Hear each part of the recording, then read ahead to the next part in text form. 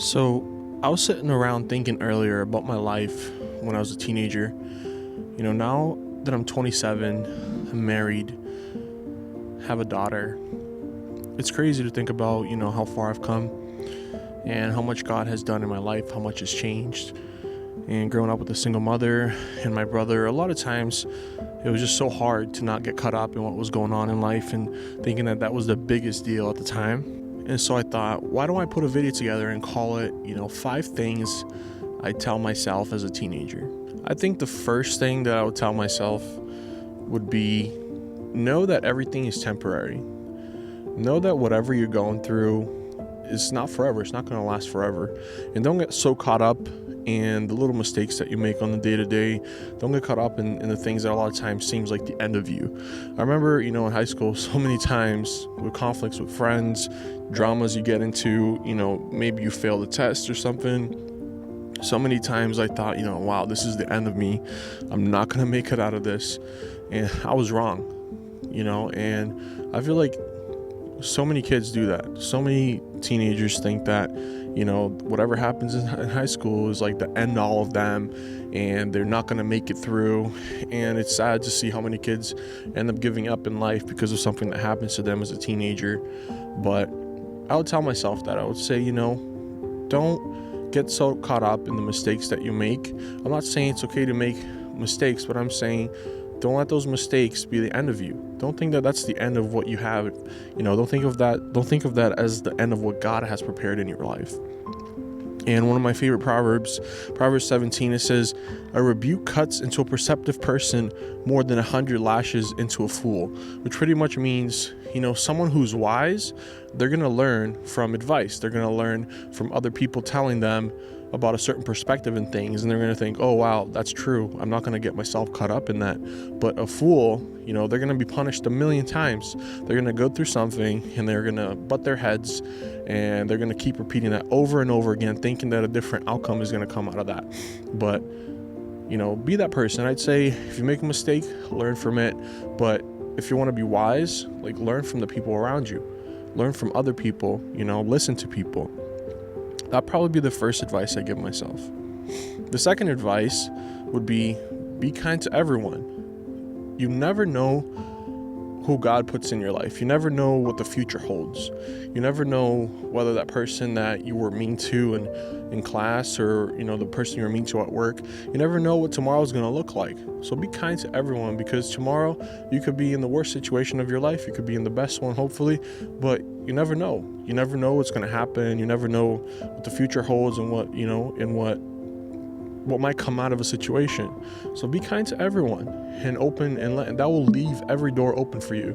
You'll never be afraid and never be ashamed to go up to a person if you're ever in need and say, hey, I'm going through this, because you were kind to that person. But on the other hand, if you end up being mean to everyone, if you're always that person that's making fun of people and roasting people for stuff and, just being mean to people, one day you might need that person.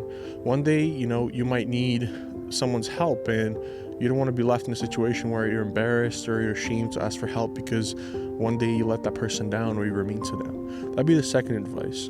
The third advice I'd give myself would be to ask questions. Ask a lot of questions. And I mean a lot of them. Don't be embarrassed to ask questions. Although we have our phones and we have Google and all these resources, we live in the world of technology, a world of information nowadays, and I'm pretty sure any answer you want to ask Google, it'll give it to you.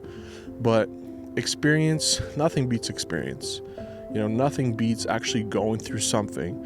And you learn that from Jesus, because God, although he knew the things that we went through, he decided to come down and feel it for himself, and experience what it's like being a human being down here, going through temptations and all these things. And you're going to learn the best if you learn from someone who's already been through something. So ask a lot of questions. Make friends with people that are older than your age. Don't just let your friend circle be, the kids in your class or the kids in your grade. Try to learn from your teacher. Make friends with someone that's older, your grandparents. Ask your grandparents a lot of questions, your parents, because they've been through a lot more. They've probably spent twice or 3 times, 4 times as much time here on earth as you have. and I'm sure they have a lot to share when it comes to learning and the experiences they've been through. So I would tell myself, just ask a lot of questions. If there's someone that you think has a career that you want to get involved in the future, if there's someone that you think has an interesting life, if there's someone that's married and is successful and has a great family and you see yourself being that person one day, ask them, say, hey, what is your life like? What's your day-to-day like? How did you get, married so early? How did you get this job? How did you do this? How did you do that? And ask your teachers, say, hey, do you like this job? Like, what do you think of this or that? How was going to college? Did you go to the school? How was your, process in choosing the school? Ask people, because I'm sure they've been through a lot of the same things that you're going through, and they're going to be able to help you out and make you wise when it comes to making decisions that are super important in your life. And that would be one of the things I asked. I feel like I didn't ask a lot of questions. A lot of times I was so caught up with like friends and my own little world that you think is, there's nothing else in the world going on except for what's around you and your friendships and all that stuff. But the world is huge. The world is huge, and a lot of people have been through things and have seen a lot of things you haven't. And so I would tell myself, just ask a lot of questions. The fourth thing I tell myself, if I could go back in time right now as a 27-year-old and go back to, 2010, 2011, 2013, when I was a teenager, I would tell myself, don't put your friends over your family. And that's one of the biggest mistakes you could ever make. So many times it goes back to you thinking that the world is only what's around us and the friendships that we have and so. I'll tell myself, don't put your friends over your family. Don't prioritize spending time with friends over the people that were always there for you, the people that love you, that care for you, especially your mother, your father, your parents, your grandparents, your siblings. Realize that those people, 10 years, 15 years, 20 years from now, they're still going to be in your life. I can count with one finger the amount of friends I still talk to that I talked to back in high school. And that's life. That's what happens. Seasons come, seasons go. We meet people and people leave our lives. That's all right. That's the natural process. But value those people. Care for those people. Love those people like God commanded us to do so. Love your neighbor. But at the same time, don't prioritize what those people tell you over what your family might tell you, or spending time with those people over your family. Value and honor your family and love your family more than, your group of friends. And that doesn't mean you can, love your friends less or so, but know what your priority is. Know when it comes down to it, like the nitty-gritty of it, who's the people that I know I'll be able to count on. So value those people in your life. That's the fourth thing. The fifth thing that I would tell myself would be put effort into your relationship with God. And this is, if I could put, them in priorities, the five things that I would tell myself as a teenager, I think this fifth one would probably be the most important one.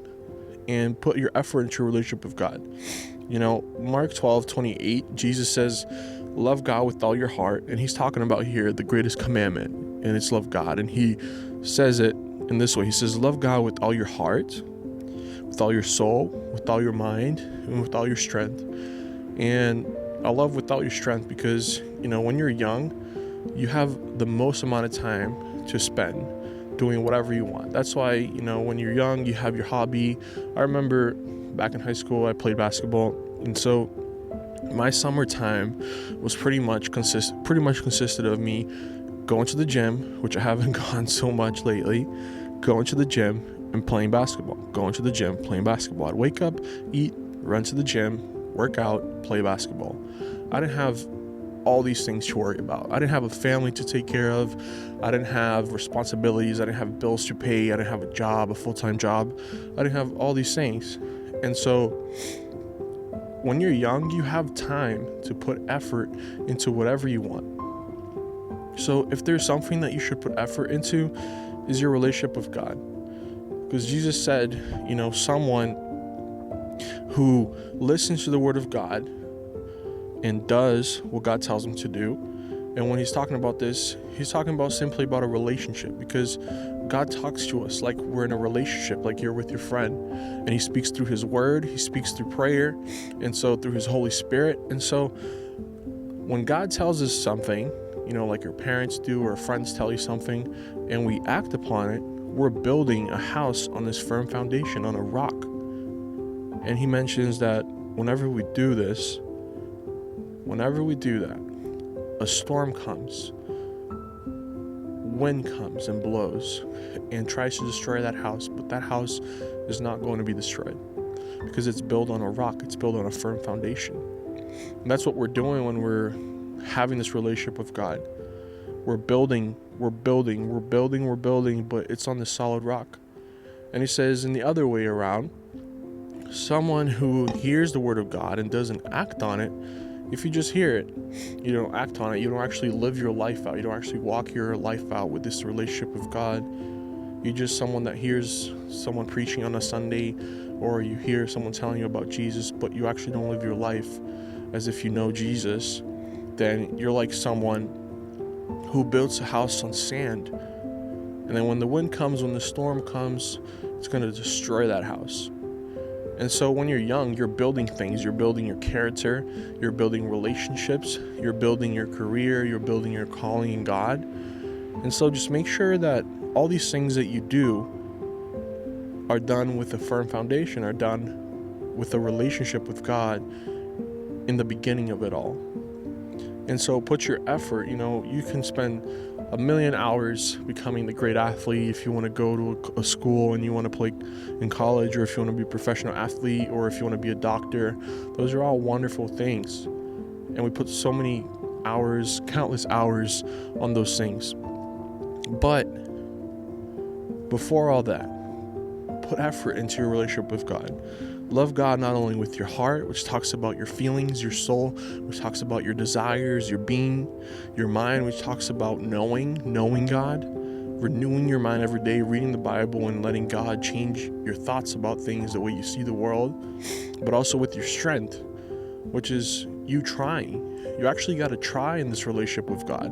Not for you to be saved. You're not saved by your trying. But just like, I'm married, if one day I decide to not try in my marriage, things are going to go south pretty fast. Just like in any relationship, if you stop trying with your friends, if your friend hits you up and you're like, nah, man, I want to stay in, and this happens week after week, eventually, if you stop trying to hang out with your friend, that relationship is going to die off. But don't let that happen with God. Put effort into your relationship with God, because that's the foundation that you need in order to build all those other things. And it's not things that are only for this life, but it's eternal, because we're not building things for this life. When you're building things with God, you're building things that are going to last eternity. Things that, aren't going to rot, and things that are not going to go bad. You're building things that are going to last eternally. And that's what you're doing. And so that's the fifth and final thing. I would just say put effort into your relationship with God, TJ. If I could go back in time and tell myself that, I would definitely tell myself that. And I think that it would help me a ton.